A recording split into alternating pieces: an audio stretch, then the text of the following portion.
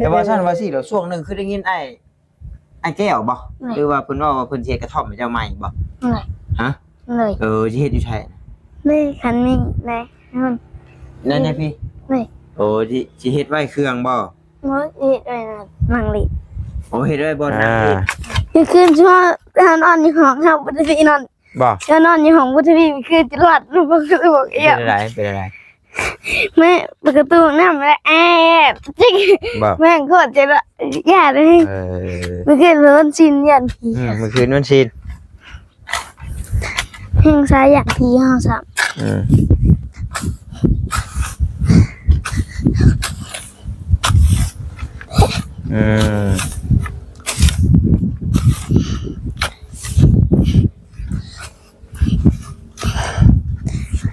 ก็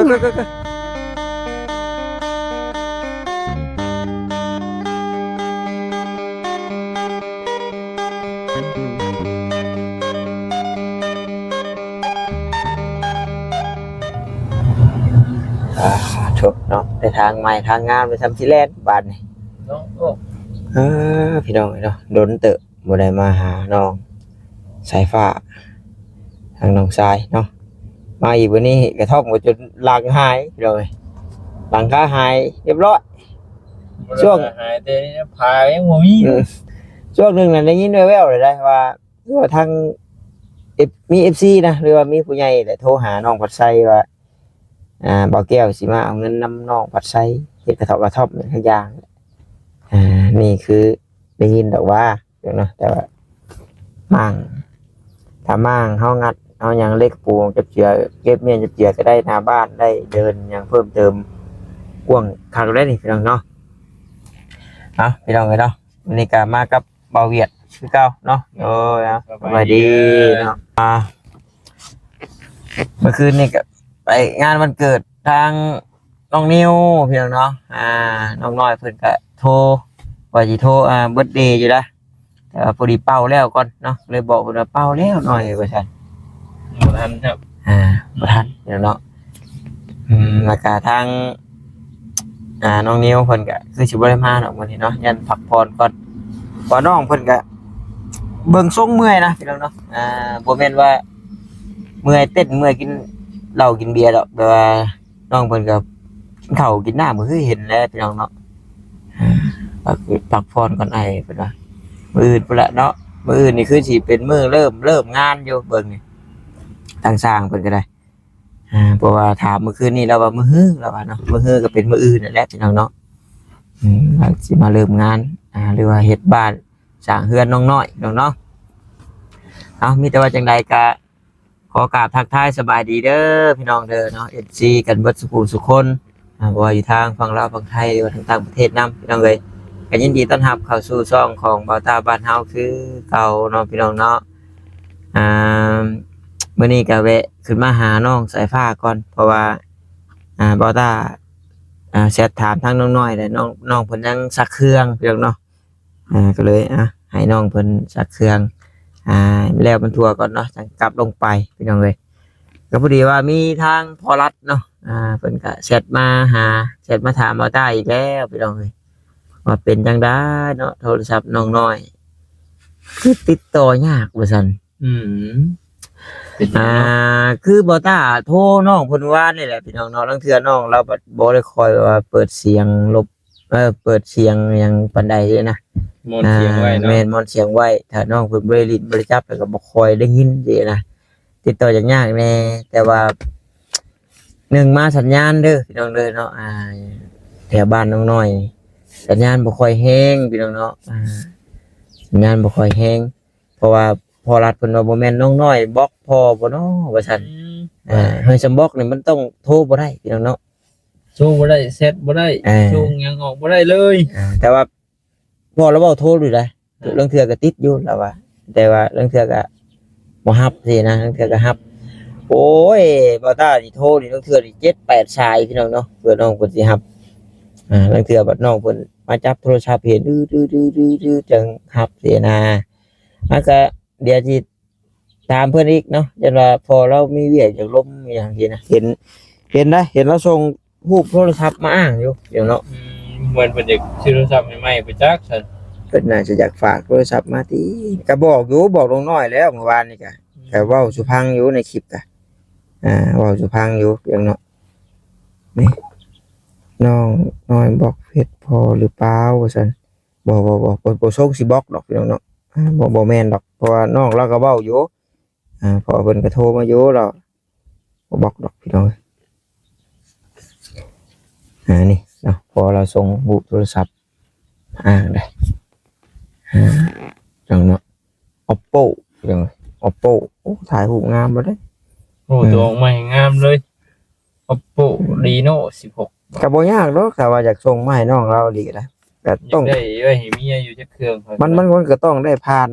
นี่แหละที่อยู่หยังคือเก่าถ้าว่าส่งมาก็ได้เอาให้น้องเพิ่นที่เก่าแล้วเนาะ มาทางบ่ใต้ก็ได้ แม่นๆถ้าว่าคือพอเพิ่นอยากส่งมาให้น้องเพิ่นลีนะก็ยินดีพี่น้องเนาะยินดีสิรับให้โยก็ได้อยู่ว่าถ้าว่าผ่านทางน้องน้อยก็น้องน้อยบ่ได้เอาให้เฮาอีกแม่เด้อคือเก่าแหละพี่น้องเนาะโอเคเดี๋ยวไปสิบอกน้องเพิ่นให้เพิ่มเติมเด้อพอเด้อเนาะพอเห็นพอเพิ่นถามมา2 มื้อ 3 มื้อแล้วพี่น้องเอ้ยไปสันเดี๋ยวลงไปหาน้องเพิ่นก่อนเมื่อวานนี่ก็โอ้ยพี่น้องเนาะไปเบิ่งพาสร้างแจ้งไปเบิ่งกันนะเบิ่งงานเนาะอยู่เฮือนเบาจันทร์ว่าสิอัพคลิปลงแล้วเมื่อเช้านี่ความจำบัดเต็มพี่น้องเนาะความจำบัดเต็มบัดคิดว่าเป็นคลิปอันเก่าตัวที่คลิปน้อยๆหันปัดไปจิ้มลบน้ำกันโจนเบิดลบแล้วบัดมาลบน้ำทางขี้เหงื่ออีกหรือว่าทางขยะนั่นเบิดเลยพี่น้องเนาะบ่ได้ลงซับพาสร้างแจ้งเพิ่นไปเบิ่งสิเฮ็ดหลังคาของน้ำใหม่เนาะเฮือนเบาจันทร์แล้วก็สิตกแต่งเพิ่นเอิ้นจังได๋ก็นูเวทบ่แบบว่าเฮ็ดใหม่นะพี่น้องตกแต่งใหม่นะโอ้คนตีเฮียนี่เฮ็ดใหม่เนาะแล้วก็พอดีว่าทางช่างแจ้งแล้วก็ยังบ่ได้เว้าคุ้มราคาดอกเนาะแต่ว่าถ้าเบาจันทร์มาก่อนจัก 2-3 มื้อว่าซั่นเบาจันทร์มาให้เวลาก่อนจังสิกลับลงไปเบิ่งใหม่เนาะขอโทษขออภัยนำหลายๆพี่น้องเนาะที่บ่มีคลิปลงให้เบิ่งสร้างเพิ่นก็ปีนโครงหลังคาบ้านเบาจันทร์กล้วยดองว่านนี่ลงแล้วบ่คลิปนั่นโอ้ยบ่ลงซ้ํว่ะใส่ผ้าเอ้ยใส่ผ้าอยู่ใส่เนาะบาดในประตูใครอยู่บาดมีแต่ปีกมันเมาเว้ยอยู่ใส่เนาะได้ยินแต่เสียงอ้ออยู่บาดนี่ใส่ผ้าเอ้ยเป็นลี่นะพี่น้องเป็นลี่นะเป็นลี่ใช่ปะได้ยินเสียงอยู่พี่น้องโอ้อยู่กับใครอยู่กับแมวโอ้อยู่กับแมวเว้ยใช่พี่ยังไม่ได้ขึ้นมาเนี่ยป้าออกมานอกพี่จ้ะโอ้กินฮอดอยู่บ่กินฮอดอยู่โอ้เชื่อแต่ฉันกินฮอดก็ผาดขอควบหาละผาดขอควบหาไอ้ละเจ้าบ่นะแต่เก่าเห็นโทรแล้วนี่เลยลืมอ้ายแล้วบ่เห็นโทรหาเนี่ยพี่FC เพิ่นว่าลืมน้องสายฟ้าแล้วบ่ได้ลืมพี่น้องเนาะคือป้าตาเว้าแหละก็ขึ้นมาหาโยพี่น้องเนาะถ้าว่าโอกาสมีเวลาได้พาขึ้นมาก็ถ้าจะอ้ายบุญทวีไปดำนาบ่ไปใช่ไปเห็นบุกต่อบ่ไปเพื่อนน้องต้อยละเลยไปได้ในช่วงนี้คือแบบยืดขึ้นเลยเป็นบ้าเลยฮะรักเป็นคนแล้วจักนี่กะงั้นรักเป็นคนแล้วจักจะว่าได้เมียแล้วจักนี่อีลินเกมยาเมื่อกี้โอ้ลินเกมให้เติมเกมให้ไม่เติมสายฟรีฮะ สายฟรี ยังก็ ลิงเกมสายฟรีบ่แม่น โอ้สายฟรีโอลินฟรีว้ายเนาะ บ่แม่นใส่เติม อืมโอ้แล้วบ่ได้อยู่ในเฮือนได้สรุปแม่บ่ได้มาเลยบ่นี่ ยังบ่ทันได้มา แล้วโทรลิ้นอยู่บ่ โทรมันเป็น บ่ได้มาแต่โดนสิดอกพี่น้องเนาะแล้วก็เป็นจังได๋กระท่อมน่ะมีแผนสิพากันเฮ็ดจังได๋คือพากัน มาซื้อ มากออกก็ชื่อนี้ เลย อืมได้กระปูยังได้ถอนคืออ้ายเว้าอยู่บ่ เลย เบิ่งได้เด้อถอนเล็กกระปูใส่กระปุกถอนแล้วก็ใส่กระปุกถอนใส่กระปุกไว้เล็กเล็กกระปูแล้วยันมันปักเนาะมันยันปักตีนรถตีนล่างแล้วไม้นั่นตัดมาไว้เฮ็ดจังซี่เนาะ ไม่อันคิดมาเห็นละหัว โอ้ เช็ดพักใช่ไหมพี่ แต่ว่าซั่นว่าสิเดี๋ยวช่วงหนึงคือได้ยินไอ้แก้วบ่หรือว่าเพิ่นว่าเพิ่นสิเฮ็ดกระท่อมให้เจ้าใหม่บ่ เลย ฮะ เลย สิเฮ็ดอยู่ไส เลยคันนี้เลยนั่น นั่นพี่ เลย โอ้สิเฮ็ดไว้เครื่องบ่ มื้อนี้ด้วยนะมังลิ โอ้เฮ็ดไว้บ่นั่งลิ้น เลย โอ้เฮ็ดกระท่อมนั่งลิ้น เลย อืมโอ้ย แม่งตัว ก็ได้แต่ว่าอยากเฮ็ดกันเนาะ บ่มีเงิน บ่มีเงินเอาได้แหละงบใช้งบเท่าไหร่ มันก็ยังบ่ ยังบ่ฮู้น่าเห็นอยู่เห็นดังน้องผัดไส้เว้าให้ฟังอยู่ว่าFC โทรมาหรือว่าผู้ใหญ่เพิ่นโทรมาว่าบ่แก้วสิไปเอาเงินมาเฮ็ดกระท่อมนำว่าซั่นหั้นนะก็เลยถามน้องเพิ่นเบิ่งพี่น้องแม่นบ่วะ บ่แม่นตีบ่แก้วแล้วลงบ่แม่นตีบ่แก้วลงไป เรามาแล้ว มาจนไหน มาแล้วแสดงว่ายังเรายังบ่ได้ขึ้นมาหาเจ้าบ่ ยังได้ โอ้เรามาแล้วเลยเรามาได้หลายมื้อแต่ไป2-3มื้อแล้ว ให้ก็ไปโทรหาเรา บ่จังได๋อาบน้ำอาบในอยู่บ่นี่ฮะ ไอ้บี้ไปพุ่นบ่ ใหญ่ เอาแม่นตีบี้เขาหน้าแพงเลยบุญทวีว่า หยัง แกเจรถเราเหี้ย บ่ยังบ่ได้ไปมื้อนี้โอ้ยยังบ่ได้มาดอกยังเช้าอยู่ เจรถเราเหี้ยซ้ํเราหาบ่เห็น เดี๋ยวเราในบี้นะ เลยเอาไปเอาเสียกับพุ่นในเราเลยแล้วยังมันเหี้ยนำเสียเราหาบ่เห็นเลยก็เดิน เนาะช่วงนี้ก็มีแต่ไอ้บี้มาหาเนาะเดี๋ยวมาหา จะขึ้นมาแต่เช้าเท่าเจ้า มันต่างอยากมาหาเจ้าเลยเนี่ยก็เลยลวงขึ้นมาแต่เช้านี่แต่ว่าบ่มาแต่เช้าเลยได้แวะแต่น้องน้อยพี่น้องเนาะวันนี้ก็เลยต่างอยากขึ้นมาหาน้องสายฟ้ากินบ่มาขอสิขึ้นอีก โอ้มีบ่จ้ะ นี่แหละ ดกบ่ล่ะ ดึกแล้ว พกนี่ อ่ะ พกนี่บ่บ่แล้วหน่อยตกขาหัก บ่อยาก บ่ยาน เอาขึ้นตลอดมื้อเลย บ่อยากกิน ถามก่อนบ่ได้มาแต่โดนมีแผนการที่เฮ็ดหยังในเฮือนนี่ฮะ น้อยบ่มีแหละ บ่มี ไม่ ยันว่ามีแผนการที่พากันเฮ็ดอย่างโน่นนี่นั่นแต่ว่ามีแนวเฮ็ดก็พอได้มาซอยจ้ะบ่มีเงินซอยดอกมีแต่เฮือดแต่แห้งแล้วซอยจะว่ามีแนวเฮ็ด ชวนพักเด้ ส่วนภาคเฮ็ดอยู่ใช้เฮ็ดอยู่ใช้ ดิ เฮ็ดวางแผนกันเฮ็ดหั่น นี่ เอาคือบ่ปลูกกันบ่ดินมันงามพี่ อยู่พุ่นเนาะ โอ้ยเสื้ออ้ายโลดมันบวมพุ่นนั่น แท้ ตื้อเปอร์เซ็นต์ลดนะจากประสบการณ์ลดไปไปสิพาปลูกพักใส่ดินลุกงามนี่ฮะนี่เขาต้องปลูกใส่ดินต้องคูนใหม่เลยสิ ไม่ ก็เฮาก็เว้นเอาก่อนน่ะเนาะเว้นเอาก่อนแล้วปลูกผักสกินงามดินถมไม้ดินคูนไม้ใช่น่ะไปปลูกฉะนั้นผักบัวแห้งแล้วนั่นผักหอมแห้งแล้วนั่นเชื่ออ้ายรถถ้าว่าเฮือนเจ้ามีหลังคาแบบชั้นกระท่อมจะมีหลังคานั่นเจ้าสมมุติว่าเจ้ายังบ่ลื้ออันว่าหลังคานั่นเจ้ามากไม่แป้นออกนั่นปลูกผักหอมผักบัวใช่น่ะได้ไปซั่นน่ะยามผลน่ะ ไม่ เชื่ออ้ายรถยามผลน่ะเฮ็ดน่ะเฮ็ดได้ แต่ว่าผลตอบรับบ่ได้มันเน่า นี่ยามผลน่ะพักเน่า เพราะว่าน้ำมันสิท่วมใช่ไหม ถึงบ่ท่วมก็แบบดินมันเพิ่นเอิ้นดินมันแฉะตลอดนะเนาะดินมันแฉะมันชืดนะเฮ็ดให้พักเปื่อยอันนี้จากประสบการณ์เลยป่ะจากประสบการณ์เลยเห็นบ่เพิ่นปลูกผักยามนี้เพิ่นจะมุ่งหลังคาให้มัน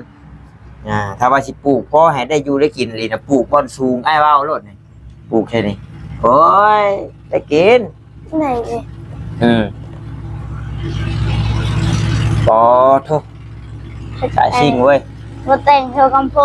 ฮะ รถแต่งรถไทยคัมโพ โอ้ครับเนาะเห็นเพิ่นโพสต์ขายอยู่ได้อพี่น้องเนาะรถนี่แหละแชททีนี่แหละแล้วก็โค้งซีเกียร์ยังบ่ฮู้ว่าราคาเท่าใดพี่น้องเนาะจึงเลขเด้เนาะพอได้ไว้ไถให้ไถนาพี่น้องเอ้ยแต่ละปีมีแต่ยืมรถเอื้อยยืมรถทับพ่อพี่น้องเนาะ นี่เจ้ารถใหญ่เจ้านี่ไปขาย โอ้ละกระจกมันแตกมันมีเงินเปลี่ยนอยู่ยกไปก็ได้ไปขายมันก็แล้วหายโอกแล้ว เอว แม่งเมามันใช่หลายแท้ฝนตกบ่เมื่อคืนนี่ เหนื่อย มาเมื่อคืนนี่บ่ เหนื่อย มันตกมันเช้านอนจนตื่นเนี่ยยังบ่เช้าฝนตกเมื่อคืนนี่ แล้วก็ถามก่อนเป็นอะไรข้าวน้ำจำปายังอยู่บ่ เหนื่อย ยังพอได้กินอยู่เนาะกลางคืนได้นอนกับไผ นั่นจะบุญทวีเมื่อคืน โอ้ ไปหาไม่เช้านี่ โอ้แต่ว่าตอนคืนนี่น้องบุญทวีมา มาเลย ตอนเว้นนี่ไป เลยเดี๋ยวมันมาติ่มเลย ไปกะเบิ่งและวัยรุ่นเนาะระมัดระวังยันมีเรื่องมีราวกันพี่น้องเนาะบ่ตาห่วงได้อย่างเดียวแหละครับยันขี่รถขี่ล่างพลาดอย่างเลยแต่เรื่องอุบัติเหตุนี่มันก็เกิดขึ้นได้ทุกเมื่อคือว่าละ งั้นหมดแล้วแม่เฮาก็ขี่แมวไป ขี่แมวโอ้ขี่ได้บ่ล่ะ ได้อยู่มีแต่แมวได้ขี่เฮา หัวอาหารยังอยู่บ่หัวอาหารมันนี่ ยัง เนาะใช้พาอ้ายไปเบิ่งอยู่บ่อนมั่งทอมมั่งหยังเนาะ ไปบ่ เบิ่งดูพี่น้องน้องสายฟ้าบ่ได้มาโดนละพี่น้องเอ้ย แล้ว ไอ้บักมูมันชุกแล้วบ่เอ้ย อยากวะ โอ้ยอยากแล้วจะมันชุกมันบ่ชุก สุดแล้ว โอ้ผู้เล็กกระปูยังสำราบอยู่เบิ่งกันน้องเด้ออย่า ไม่ใช่กระโปรง นี่ทำจากปลูกผักกะลินั่นฮื้อออกตัวนี้น้อง ไหน นี่ ตัวเนี้ย ฮื้อตัวนี้ออกเลยปลูกใช้เชิงนี่ ไม่ยังวะ ใบชักยาวัคซีน แค่ให้เอาของเบิ่ง ของไผนี่คือเพิ่นยาน้ำไส้แล้วบ่ แม่นบ่คงมุทวีติ แล้วนี่เด้จ้ะนี่เป็นเกี่ยวเป็นหยังเก็บไว้มันยามเกี่ยวข้าว เล็กซี่ นี่ยามเกี่ยวข้าวเกี่ยวน้ำถามหามันได้นี่ ถามที่บ่แม่นว่าอ้ายบ่อยากเฮ็ดดอกอันนั้นน่ะเฮ็ดได้แต่ว่ามันค่อนข้างที่ว่าบัดฝนตกมาแล้วมันบวมซื่ออ้ายนี่มันเป็นตะลุกได้ยามมันบัดฝนตกกะลีนั่นน่ะ เหนื่อย น้ำท่วมนะมันบวมแต่ว่าเฮ็ดบอลโน่นนั่นแหละได้คือไอ้ว่ามันบ่เสียแห้งหั้นนะว่าแล้วก็ได้อ๋อเจ้าว่ามีเงินจักนี่เจ้าว่ามีเงินซ่อนอยู่จักนี่ ไม่ใช่ นี่เบิ่งดูนี่ ไม่ใช่นี่แหละหาบ้าน แม่นบ่ นี่ โอ้ยเนาะโกติ๊บเข้ากะยังใหม่ๆนี่ ใหม่ยังไงไม่ใช่ติบเผา แล้วก็มีพุยค่ะขึ้นเก็บไปน้องไว้ ไม่ใช่ผูไม่ใช่ติบเผา นี่ขึ้นจะเต้นขึ้นนี่ไปป้าไว้บอลฝนบ่ตกแท้อันนี้ยังใช้ได้ด้วยฮะที่เข้านะกระปุยฮะไปฝึกใช้เข้าโอ้ยงามพิมพ์มาแล้วไว้บอลฝนบ่ถึงป่าปากแล้ว นี่ยาอย่าง จ่ายยัง ยาโบโหไปกระตู้ตะกี้เล่นกินบ่หมูสุกเลย ไปใช้หมวก หาเศษไปยีรังเอาเงินครัวบ่ โอ้ไปเบิ่งดูซะโอ้ยโตนแห้งแค่ ให้หน่อยไง ปูถือบ่ให้เศษม่วงสุกอีกเลยร้อยเท่าวะ ฮะ นี่ทำปลูกแค่นี้น้องเลยพักนะ เต้ย งามนี่ปลูกแค่ไปสินะ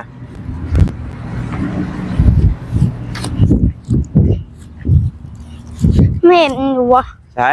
เอ้าไอ้บีเกต โอ้เอ้า น่าไอ้บีวิทย์ปะเฮาเลย ฮะ ไอ้บีวิทย์ปะเฮาเล โอ้ ย ยกลัวไว้อย่างดีตัวอ้าย บ่ไอ้บีวิทย์เฮาละ โอ้นี่ได้มากนี่แต่ยังบ่สุกแล้วนี่ เลย เอาเนี่ยมาห้องมาเลยโอ้ยอุต อัน ส่าห์ คือมันพี่มือนั้นหน่อยใหญ่เติบ อุตส่าห์ชวนกันมากินนี่ตั้งขึ้นสั่งสิ นี่แหละนี่เบิดเท่านี้ป่ะ เลย ฮะ เลย ปอตัวเครื่องไม่นี่เบิด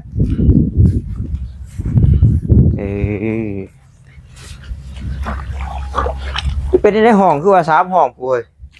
3ยังได้2เลย3ตีไหนลืมไปว่า3ฮอลลันด์ เครื่องไว้ห้องน้ำนะคือว่าคนบ่ได้ค่อยใช้เพียงเนาะไม่ใช่ก็ไปละไอ้บี้ผ้าทางหญ้าป่ะ เลยแล้วให้จะหูว่าเราเขาได้พันกีบได้ นี่ได้ ทางเลยนี่ได้พันกีบ เอาไหมทางไหมเดี๋ยวสิหายไป10,000ไปนี่ทางจุ่มนี่เห็นเบิดไป อันนั้นเข่าได้ ฮะ เข่า เข้าบ่ เข่าไหนได้ โอ้ยเข้าก็ไม่ใช่ได้เกี่ยวอยู่บ่ ว่าเอาบัตรเพื่อนมาที่เอาไว้3 นี่ลองเฮ็ดให้เบิ่งโยแต่ละตัวจักตำเฮ็ดแค่10,000ไป เห็นยัง นี่ส่วนนี่ส่วนหญ้าออกให้เบิ่งนี่ใช้จักว่ามิดไอ้บีบจักเฮ็ดแม่นบ่แม่นอยู่บ่เฮ็ดเอง ไปเสียมกัน ใช้เสียง ลืมไปว่าชิปเป็นเท่าไหร่ถามแป๊บนึง ไปเสียมก่อนนะเนาะเอาเป็นเสียมมาก่อน เสียม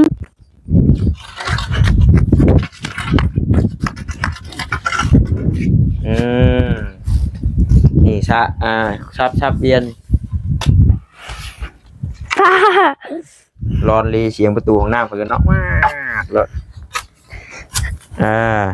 นี่คือช่วง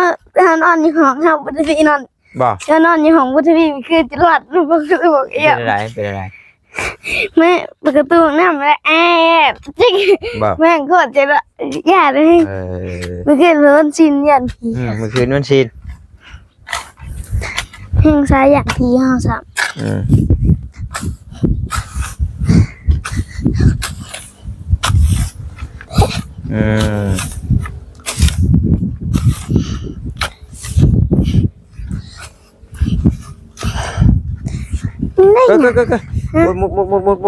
หมดลายสิเอาเนาะพอได้ซื้อบัตรเติมเงินพี่น้องเอ้ย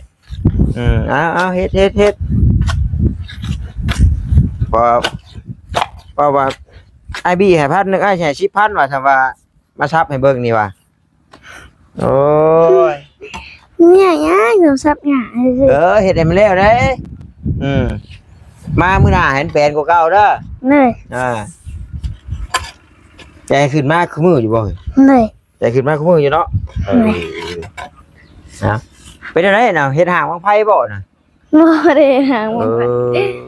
ขึ้นไปเบิ่งเอี้ยเบิ่งเอี้ยงเป็นอะไรมีลูกแล้วมันรังไข่เลยอย่าไปเฮ็ดมันให้มันไข่มันผักมันเป็นลูกเป็นเต้านั่นแหละมาข้อพวกแล้วมาข้อน่ะลูกได้นะกินบ่กินแล้วเนาะก้อยแจ่วจ้ำเกลือก็คักสบายดีจ้ะเนาะโอ้ยไปพี่น้องเอ้ย